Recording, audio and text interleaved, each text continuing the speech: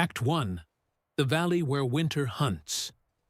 In this valley, winter doesn't arrive. It hunts.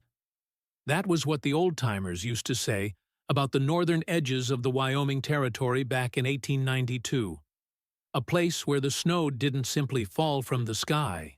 It stalked the land like a patient predator. The opening of that winter came early, and it came cruel.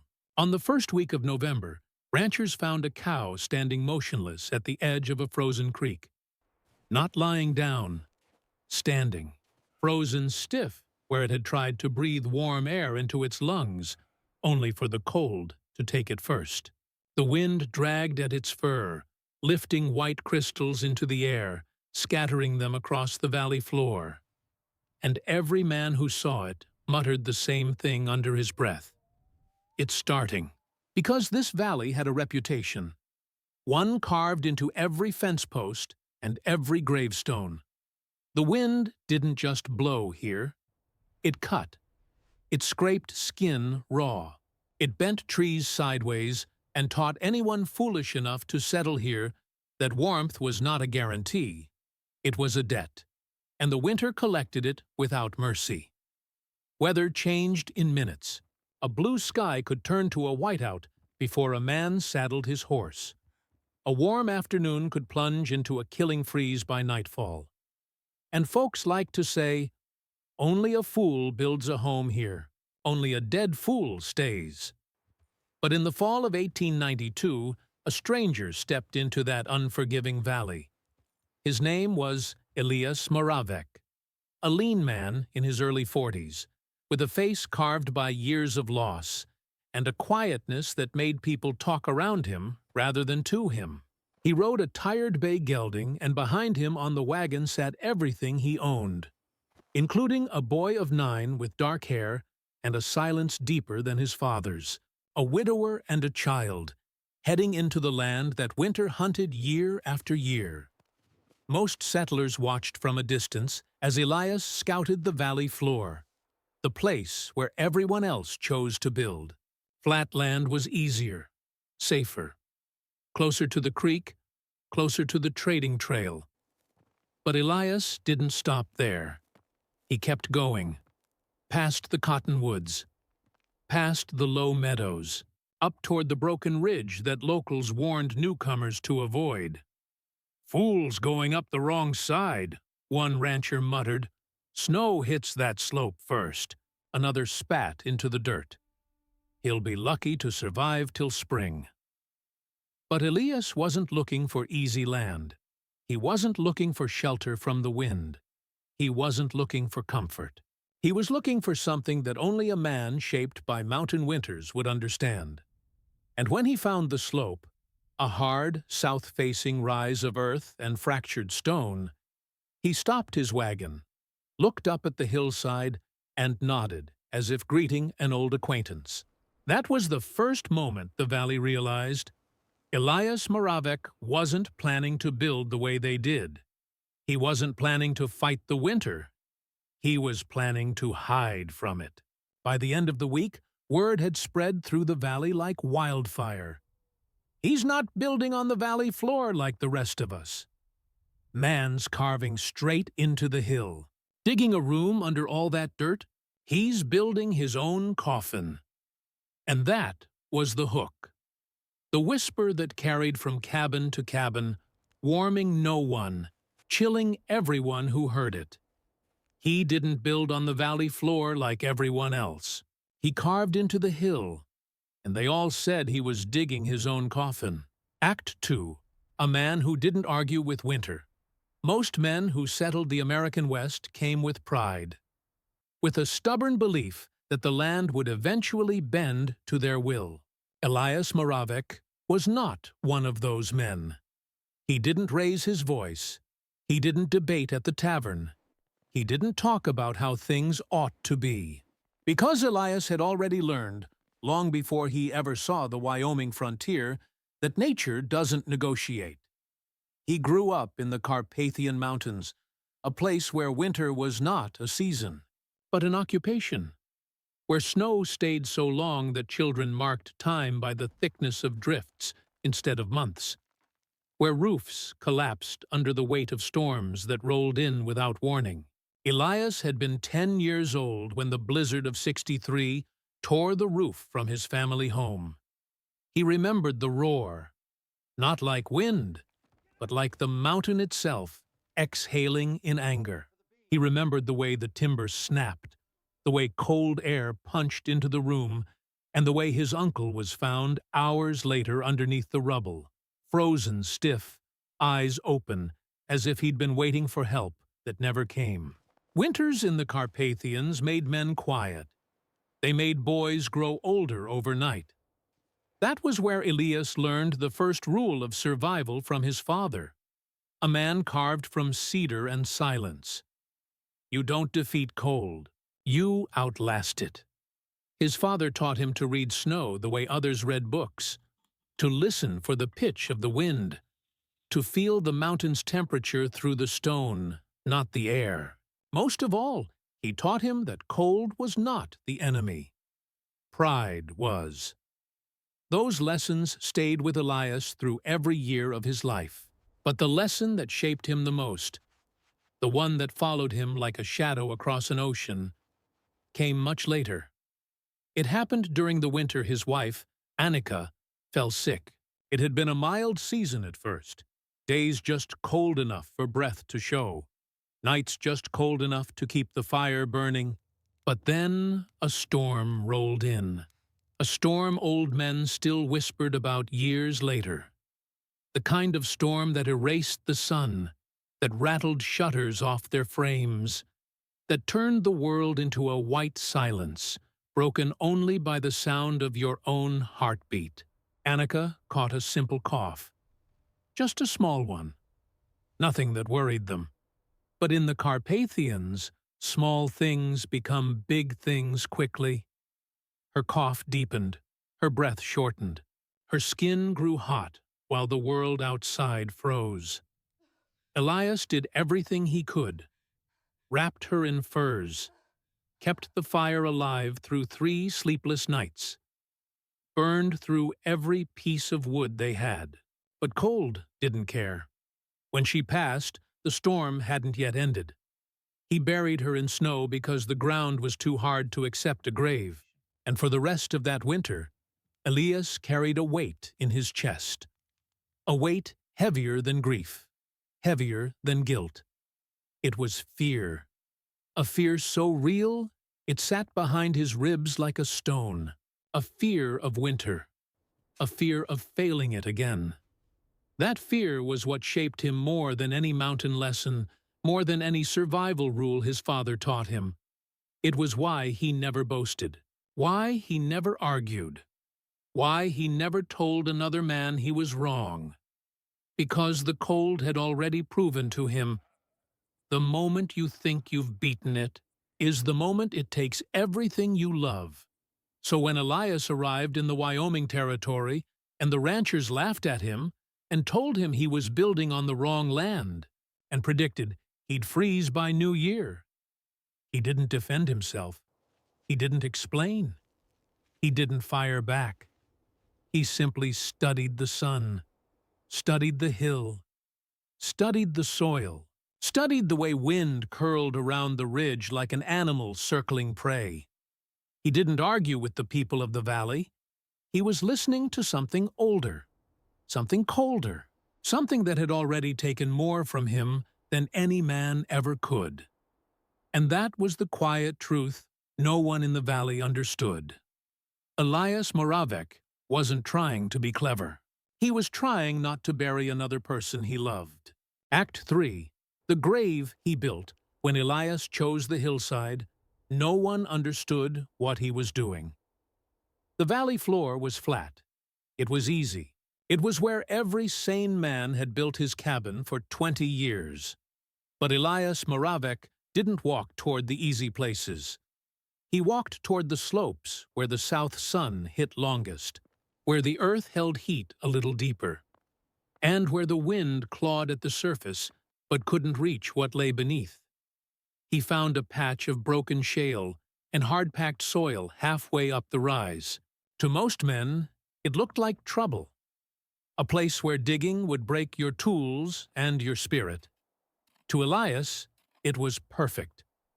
He marked a doorway with his boot heel, 6 feet across, 8 feet high, enough for a man to walk into without bowing to the mountain. And then he began to dig. Day after day, he swung his pick into the stubborn ground, shards of slate splintering under the weight of each strike. Each foot he carved from the hillside was a battle. The kind of battle fought inch by inch, not with pride, but with patience. Word spread fast. By the 3rd week, small groups of settlers came riding up on horseback just to watch him. "A hole ain't a home," one man shouted, laughing. Another spat into the snow. "He'll be buried by first thaw. Dirt's just waiting to come down on him." Elias didn't answer, not because he didn't speak English well, but because their voices didn't matter. He was listening to the sound of the earth instead, the pitch of the shovel, the echo in the walls, the warning sigh of shifting soil. He dug one careful foot, then stopped, shored the sides with rough-cut beams, tested them with his weight, and only then dug the next foot. Men mocked him for how slow he worked, but they didn't understand. Slowness was survival. Speed was death. By mid-October, the room stretched 12 feet into the earth, dark, cold, and silent. A space that looked more like a burial chamber than a living room. Even his own son began to worry. "Papa, will it fall on us?" Elias rested a hand on the boy's shoulder. "Not if we listen," he said. "Stone talks, dirt talks. We work only when they allow it. But nature has its own timing, and sometimes it tests a man before he's ready. It happened on a night when the wind turned vicious, a night when the moon vanished behind a wall of racing clouds. Elias had lit a small fire in the iron stove inside the half-finished room, hoping to chase out some of the damp. The wind shifted, sharply, suddenly, and the stovepipe began to cough. Then it began to roar. A blast of smoke surged downward, filling the room in seconds. Before Elias understood what was happening, his son was choking, eyes wide, hands clawing at the air. The boy collapsed to his knees, coughing black soot. Elias grabbed him, heart hammering, and staggered toward the doorway through a haze of burning smoke. He kicked the door open with his shoulder and plunged into the storm outside. Snow whipping sideways, wind slicing across his face like broken glass. He held the boy tight against his chest, feeling the shallow, panicked breaths. He could hear the muffled thunder of stones settling overhead. The mountain was shifting. If that chimney collapsed, the whole room might follow. He set the boy down beside the wagon, wrapped him in 2 blankets, and whispered, "Stay here. Don't move." Then he turned back toward the black mouth of the cave. Every instinct told him to wait for morning, to wait for calm skies, to wait for safety. But storm or not, if he didn't fix that chimney tonight, the whole room would die before it lived. Elias dropped to his knees, crawled back inside, and tore the stone facing from the stove. Smoke clawed at his throat as he ripped away wet clay seals with bare hands, shoving stones aside until he reached the pipe. The wind blasted again, but this time he was ready. He jammed a wooden brace under the sagging support, cut the pipe loose with his hatchet, and dragged it out into the snow, coughing until tears froze on his cheeks. His hands bled from the cold. His lungs burned. His eyes stung with soot. But the room he'd spent months carving, remained standing. Barely, but standing. When the storm finally weakened near dawn, Elias sat beside his exhausted son, both wrapped in blankets, both staring at the hole in the hill that nearly killed them. And that was when the lesson settled deep into him. Deeper than the stone, deeper than the cold. The mountain forgives slowly, but speaks early. If a man listens, it warns him. If he doesn't, it buries him. Act 4. A first winter that never fully trusted him. The first real snow came in late November. Soft at first, almost gentle, drifting down the slope like a warning whispered under its breath. But winter in the valley never whispered for long. Within a week, the world shrank into white silence. Fence posts vanished. Trails disappeared. The creek froze over in a single night. For most families, that winter was nothing unusual.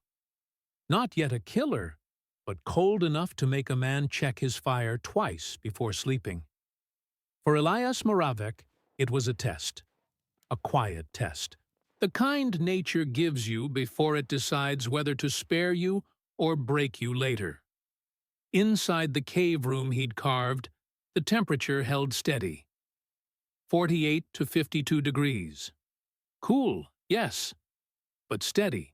A kind of cold that didn't bite, didn't creep, didn't ambush. A cold you could prepare for. The cabin out front told a different story. One day warm, the next shivering. Heat rising fast, then slipping away through log seams like an escaped breath. The children of the valley woke to frost on their blankets, but Elias's son woke to stone walls that were cold, yet never freezing. Still, the cave room was far from perfect. Moisture condensed on the ceiling, forming droplets that fell onto the floor with soft, steady taps. A thin bloom of mold crept along the back corner, a reminder that the earth was patient, but it was also alive. Some days the stovepipe behaved, pulling smoke upward like a tame animal. Other days, a shift in the wind drove smoke downward, rolling it along the ceiling in gray sheets until Elias rushed to open the door. It was not the kind of place anyone would call comfortable. Not yet, and the valley made sure he heard about it. Riders passing by would slow just enough to smirk. "See?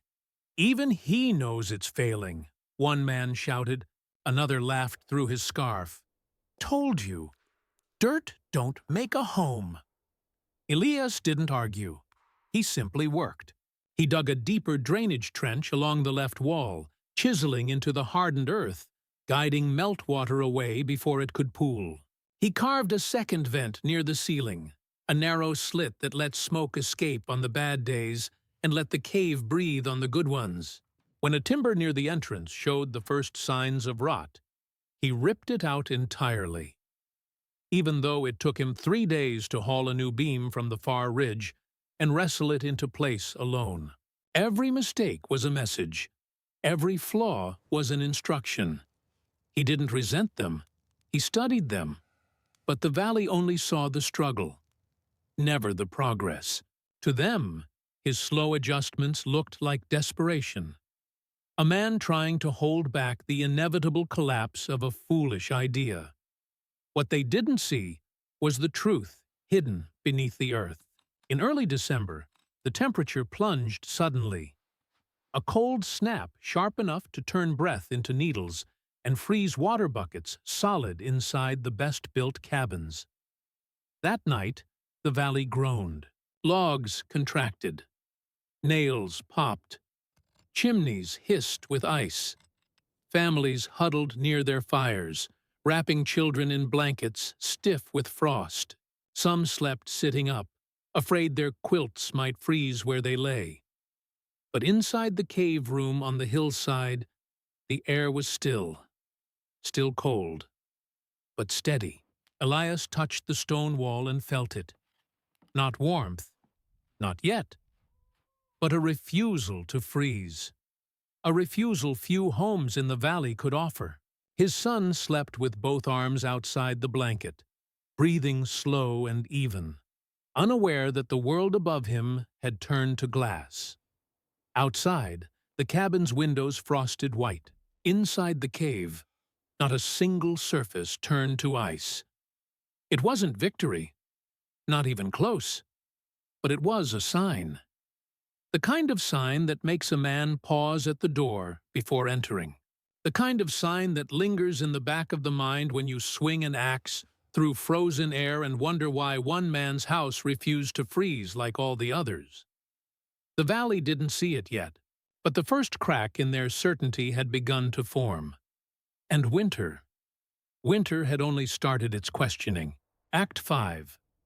When the valley started dying by the winter of 1895, the valley had forgotten what mercy felt like. The old men had warned it might come. They had spoken of winters from their fathers' time. Winters that swallowed cattle whole. Winters that erased trails for months. Winters that made even the bravest men consider moving south. But nothing prepared them for this one. This winter didn't arrive gently. It attacked. It came with a blizzard that lasted not one day, not two, but 9 straight days, a storm so relentless it felt alive, as if something in the sky had decided the valley had enjoyed enough years of survival. Snow came sideways, riding the wind like a pack of white wolves. The sun disappeared. The sky vanished. The world shrank to a spinning wall of white, and every living thing began to shiver. Temperatures fell so fast, the glass in cabin windows cracked from the shock. By the 4th night, the cold reached 35 degrees Fahrenheit. A kind of cold that didn't just freeze, it searched. It crept under doors and through log seams and down chimneys, sliding its fingers across the rooms where families huddled together, hoping their breath alone could keep the darkness at bay. Even the best cabins weren't built for this. Frost crawled across the inside walls like pale hands feeling their way toward the fire. Children woke with ice on their blankets. Mothers wrapped them twice, then 3 times, whispering promises they weren't sure they could keep. And outside was worse. Livestock died standing, not from violence, not from hunger, from cold so sudden their bodies didn't have time to fall. Horses stiffened beside fence posts. Cattle froze mid-step, their faces powdered with frost. The valley smelled like smoke because people burned everything they had. Fences, tool sheds, even their own barns. Anything that could catch fire. Fires roared red against a world turned silver, but the cold kept coming. On the 6th night of the storm, a man named Samuel Pierce, the strongest rancher in the valley, the one who always said he'd beat winter with his bare hands, stepped out to cut more firewood. He told his wife he'd be back before the kettle boiled. He didn't make it to the tree line. No one saw him fall. No one heard him call out. No one knew how far he got before the storm swallowed him. In the morning, when the wind finally softened, a search party followed the faint shapes of his footprints, until they simply stopped.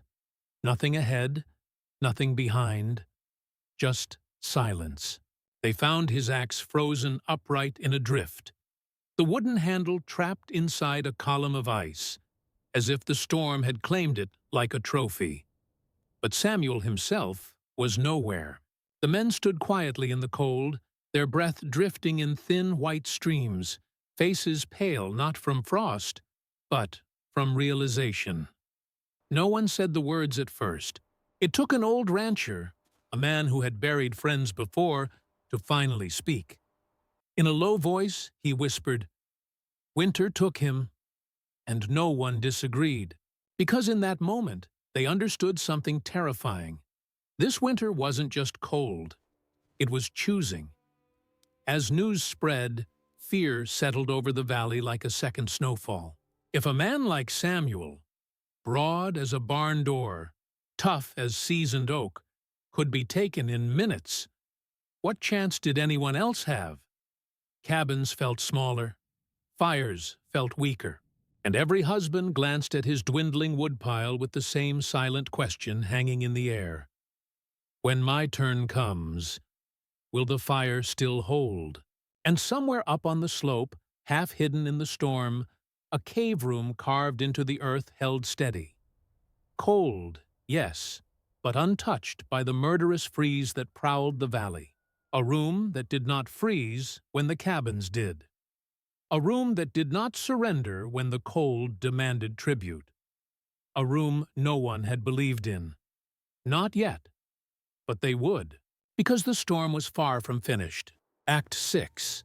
The night they brought her to the cave, the storm that had taken Samuel Pierce never truly ended. It simply changed shape, from a roaring blizzard into a steady, merciless cold that pressed on the valley like a heavy hand.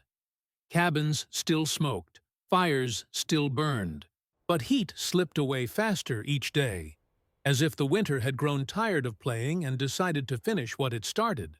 It was on one of those nights, a night when the sky was pitch black and the wind howled like an animal hunting its last prey, that Elias Moravec heard a sound he would never forget. A frantic knocking, 3 loud blows, followed by a weaker fourth.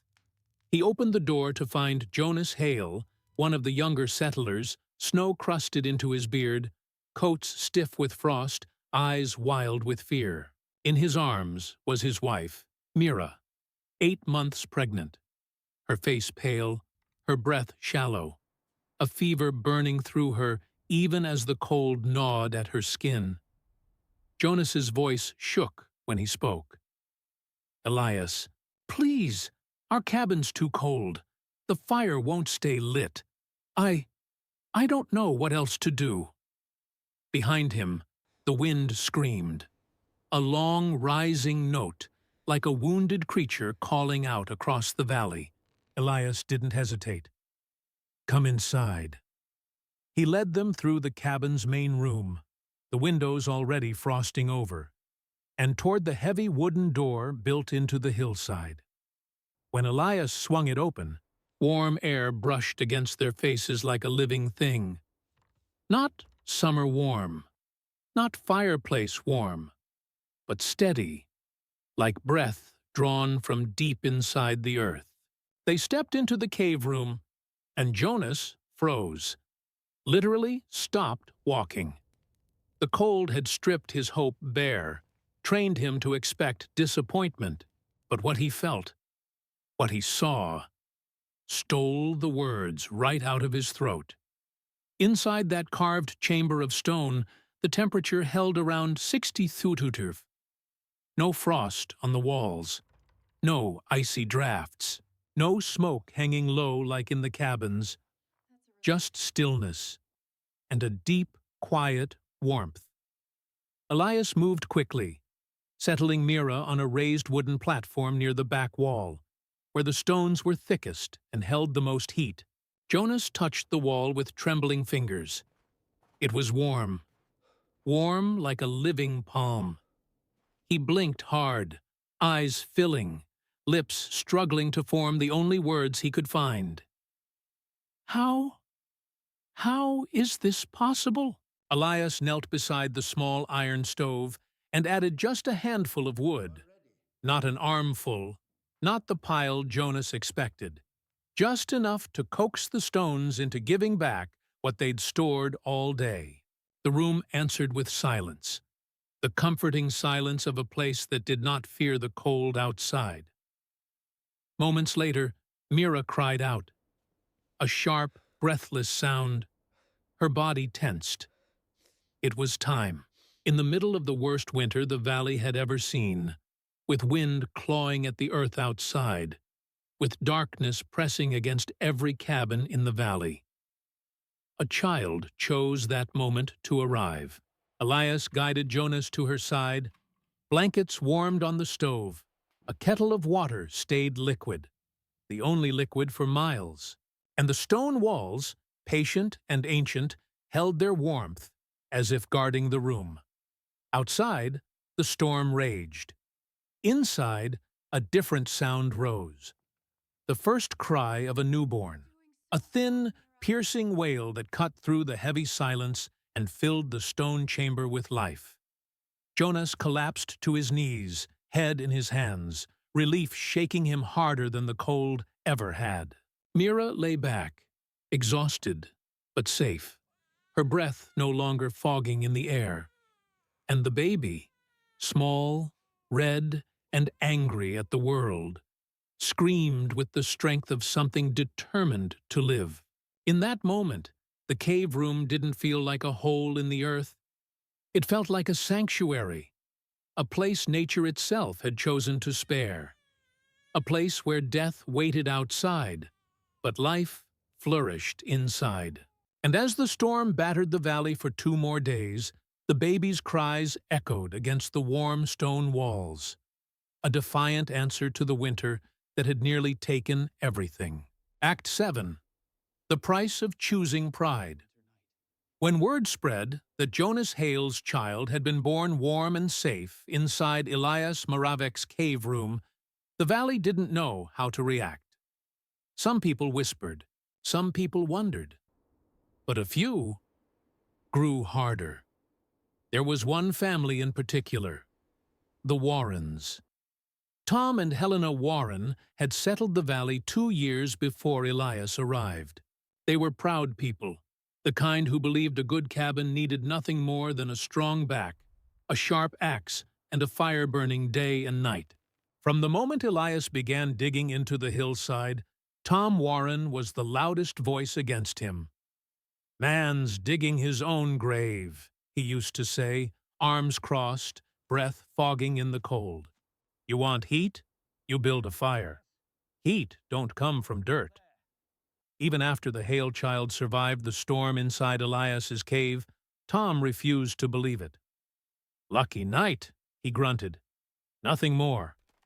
I'm not living like some burrowing animal. But winter doesn't care about pride, and it doesn't wait for anyone to change their mind." By mid-February, the Warrens' cabin was fighting a losing battle. Log walls cracked under the stress of constant freezing. Nails loosened in their seams. Wind found every tiny gap and widened it with a predator's patience. Their cattle, once a lively herd, began dropping one by one. Not from wolves, not from sickness, from cold. The Warrens burned through their main firewood pile, then their backup, then the beams from an old shed Tom had always meant to repair. Still, the cabin couldn't hold warmth.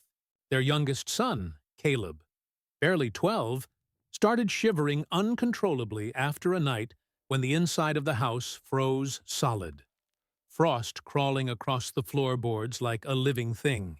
Helena begged Tom to swallow his pride, to go to Elias and ask how the cave room worked. Tom refused. "I won't run to him," he snapped. "I won't." But pride does not heat a home. Pride does not thaw a child's fingers.